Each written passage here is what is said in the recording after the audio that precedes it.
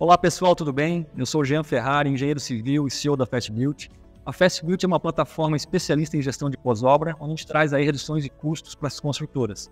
E temos um grande propósito, que é transformar a indústria da construção. Atrelado a isso, a gente traz conteúdos relevantes para o setor.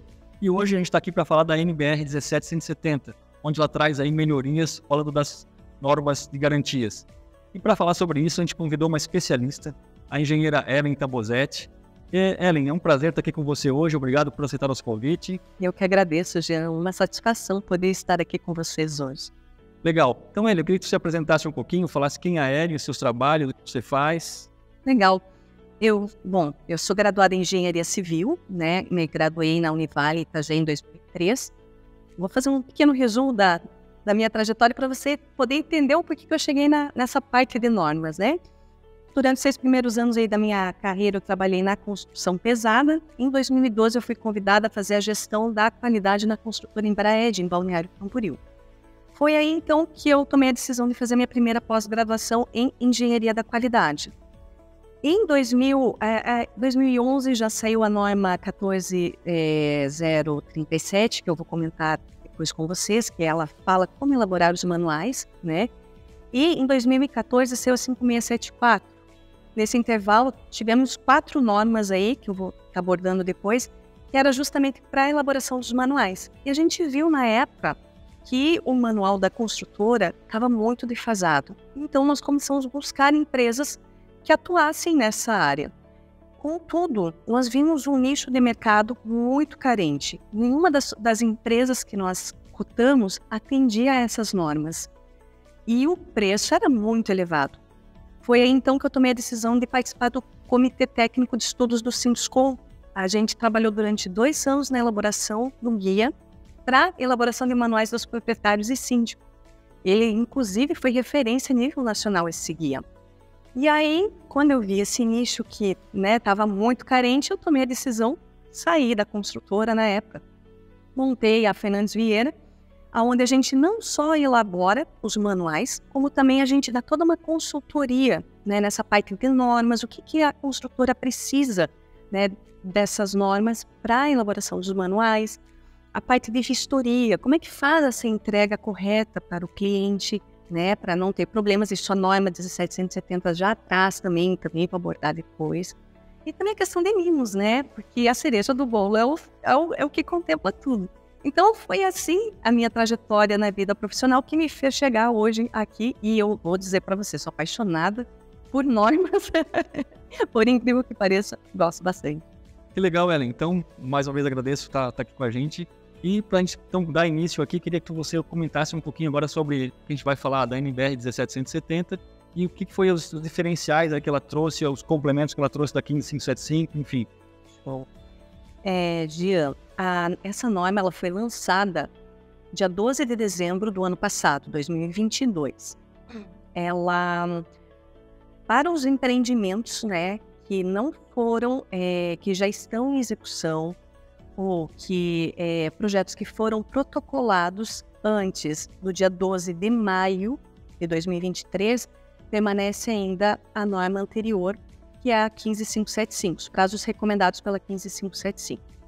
Essa norma, a 17170, ela veio trazer para as construtoras prazos recomendados e diretrizes para que possam ser criados, no caso, prazos de garantias que não estejam estabelecidos na norma, ok?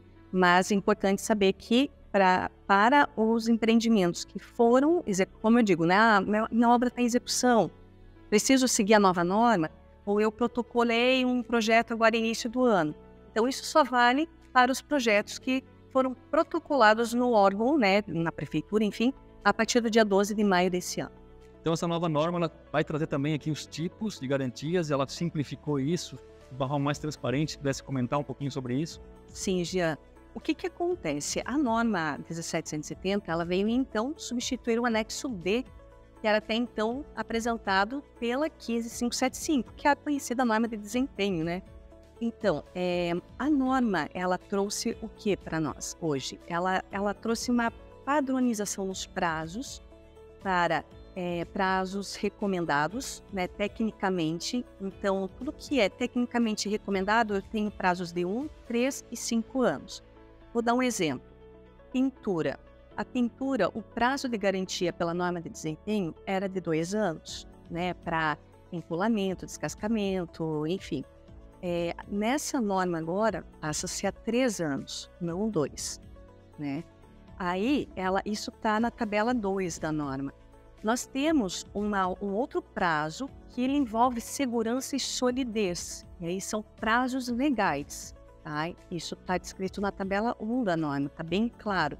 Ou seja, todo aquele sistema da construção que está diretamente ligado, né, à segurança estrutural, ele tem por legislação 5 anos. Então, não tem o que fazer. A norma ela recomenda 1, 3 e 5 anos. Dentro da norma, nós temos lá um fluxograma que explica de uma forma muito clara para o construtor ou para o fornecedor, né, ou para o prestador de serviço ou até mesmo a incorporadora. Como elaborar como elaborar um prazo de garantia caso não esteja dentro desse processo, dessas tabelas. Então, primeira coisa, ele vai analisar o sistema, né, o equipamento que ele está fornecendo, né, o componente que vai compor esse sistema, e vai analisar essas 2 tabelas. Não está em nenhuma dessas tabelas. O que ele vai verificar? Esse sistema, ou esse equipamento, ou esse componente, ele afeta diretamente a segurança estrutural do edifício? Se sim, ele obrigatoriamente tem que seguir os 5 anos, que é a legislação, que é a garantia legal. Não faz parte dessa garantia da segurança da obra. O que ele vai fazer? Ele tem no item 6.2 da norma, ela traz todo um critério de como elaborar esses prazos, né? Então, não é, eu vou dar o prazo que eu quero. Não, existem vários critérios, né? Então, você vai analisar primeiro o seu fornecedor, qual que é o prazo que ele dá. Você vai avaliar a qualificação do seu fornecedor, né? Porque se o seu fornecedor não foi bem qualificado, você já sabe que o produto que vai estar no seu sistema já não é um produto muito bom, né? Verificar a questão das recorrências de problemas, né? A orientação que você deu para o proprietário, o usuário, né? Se ele está fazendo o uso correto do sistema. E, principalmente, um dos pontos que a norma traz é o controle de falhas de assistência técnica, né? Custos que isso gera tanto durante a garantia quanto o pós, né? Depois que terminou a garantia. Qual é a recorrência que eu tenho de problemas nesse sistema? E aí, eu dou o exemplo da Fast Built, que traz isso muito bem elaborado, né? Esse controle que as empresas precisam ter para poder fazer um trabalho como esse, né? Então, a norma traz os critérios, mas eu preciso ter essas informações. E nada como ter uma boa base para a gente ter essas informações. E hoje as construtoras também elas podem definir alguns prazos e aí a tecnologia então pode também estar apoiando nesse sentido. Exatamente, como eu acabei de comentar, né? A Fast Built traz um ótimo exemplo disso. É importante, Jean, sempre ter evidências, né, de todo o processo. Vamos lá, eu dou um exemplo aqui da Lau, né?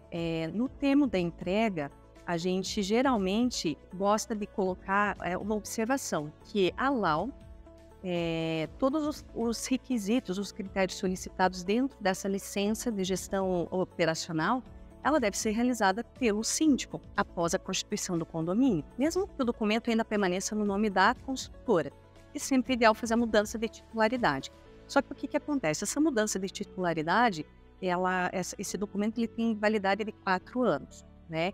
E durante esses 4 anos, eles não vão mandar um documento com o nome do condomínio, vai vir só um ofício. Mas é importante a gente registrar nesse documento de entrega das chaves que a responsabilidade, né, pela execução desses critérios é do condomínio, para depois o condomínio não chegar e falar, não, mas estava no nome da construtora, ninguém me passou essa informação que a responsabilidade era minha. Então, a evidência, eu sou engenheira especialista em engenharia da qualidade, então tenho evidências. Quanto mais evidências nós tivermos, melhor para a construtora, até em questões judiciais futuras. Então, tudo isso a gente tem dentro do manual do proprietário. Então, tem um peso grande isso dentro do manual, essas orientações, até para o síndico, para os moradores, enfim.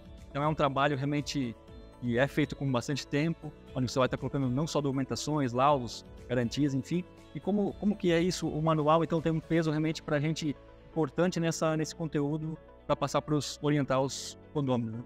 Sim. Com certeza, Jean. O que acontece? Como você falou, o manual ele tem um peso muito grande, né? E não é só o manual. Como eu falei lá no início da apresentação, o manual, hoje, ele contempla 4 normas. 4 normativas brasileiras, que é a 14037, que traz como elaborar o manual e quais são as documentações técnicas e legais que tanto o construtor precisa.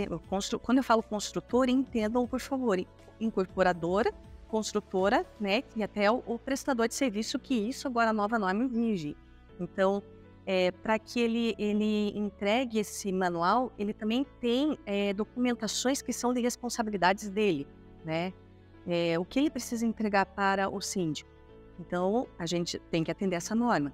Tem a 5674, que inclusive na plataforma da FastBuilt tem um aplicativo muito interessante que traz essa questão da gestão das manutenções, né? Porque para ter as garantias, eu preciso fazer as manutenções. Eu adoro dar o exemplo do automóvel. Você comprou um automóvel, você tem garantia de 5 anos de caixa e motor. Mas para você ter essa garantia, o que você precisa fazer?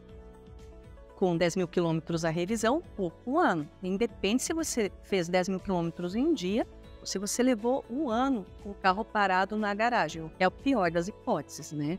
Porque aí você já matou a bateria do carro, enfim, as peças não foram lubrificadas. Então, eu gosto de dar esse exemplo, porque aí fica visível o proprietário entender a importância e as responsabilidades que ele tem no pós, né? A gente tem a 15575, nós temos a 16, que é a norma de desempenho, né, que traz bastante questão de laudos, ensaios que precisam ser realizados. Nós temos a 16280, que fala, então, ela traz diretrizes, né, para a gestão das reformas na edificação. E não é chegar e quebrando tudo. O condomínio foi constituído, mas existe um processo para realizar essas reformas, né? Eu preciso evidenciar isso também. E, por fim, agora a nova 17170, que agora é ela que traz essas diretrizes, né? Não só as diretrizes, como também ela traz a questão de falhas, que eu acho muito interessante. Posso estar também comentando com você. Nós temos a última tabela da norma, que seria a tabela 3, ela traz quais são as falhas aparentes que devem ser vistoriadas junto ao cliente no momento da entrega. Isso veio a calhar muito bem, porque até então os construtores tinham muita dificuldade em saber o que é aparente, até onde eu devo ver, o que eu preciso ver. E a norma trouxe essas diretrizes para nós agora. E além de ajudar nisso, nessa questão, né, das vistorias, auxilia muito a construtora, principalmente em questões judiciais, eu consigo ter tudo registrado, né? Então, eu tenho isso já mapeado, o cliente, se reprovar algum sistema, a gente já vai registrar que foi reprovado. E evita também a questão de problemas futuros, né? Eu entrego e daí ele vai dizer, eu não vi isso antes. Então, a gente tem essa estrutura agora, esse embasamento para fazer as vistorias. E também a questão do termo de entrega, que me chamou muito a atenção, que agora a norma traz os prazos de garantia, ela pede para replicar, né, para deixar claro isso no termo de entrega. Ela traz as responsabilidades do proprietário usuário, né, e não só a construtora, mas a deles, quais são as responsabilidades que eles têm. E, por fim, as manutenções preventivas que eles precisam realizar. E geralmente acha que eu só tenho direito à garantia, mas não, a construtora tem responsabilidades, né, em estar realizando as assistências técnicas no período, mas desde que as manutenções preventivas sejam realizadas. Então isso tudo é um diferencial que a norma traz e traz muito bem embasada para auxiliar as construtoras. Muito bom. E para a gente então estar finalizando aqui o webinar, eu queria que tu destacasse aí 3 pontos principais então da NBR 17170. Vamos lá. Eu gostaria de destacar, primeiramente, a questão das diretrizes que ele traz para elaborar prazos de garantia diferentes aos recomendados pela norma, né? Para mim é o primeiro ponto. Segundo ponto é a questão das responsabilidades que agora ficou bem mais claro que o prestador de serviço também tem, né? E por fim, essa questão das falhas aparentes que o nosso construtor hoje consegue ter base para poder fazer as vistorias, né, junto com os clientes, de forma a evitar futuras reclamações que não foram falhas de execução e sim falha do próprio uso, né, do proprietário.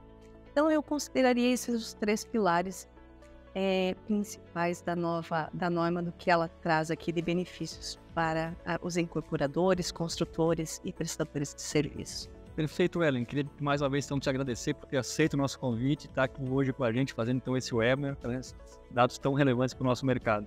Imagina, eu que agradeço, uma satisfação, e a gente fica à disposição aí, se caso precisarem de mais alguma informação, é uma satisfação poder estar compartilhando o nosso conhecimento com vocês. Obrigado, Ellen.